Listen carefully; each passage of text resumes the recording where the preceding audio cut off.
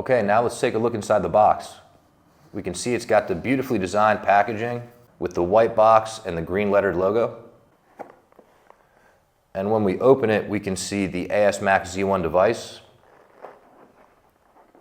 It's got a beautiful sleek black design with the Type-C charging port at the back.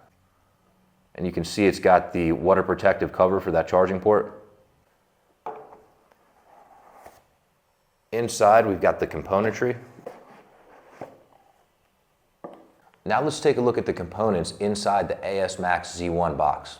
We have the cleaning pack, the Type-C charging cable, the ASMAX Z1 unit, the 3M glue plate, and you can see on the back where you will attach it to your helmet. We have the metal clamp, the magnetic mount, the Velcro for the speakers, the speaker pads, the Bon Jovi tuned speakers, the extra sponge for the hybrid microphone, 2 kinds of Velcro for the hybrid microphone, the wired microphone, Velcro for the wired microphone, and the ASMAX Z1 user manual.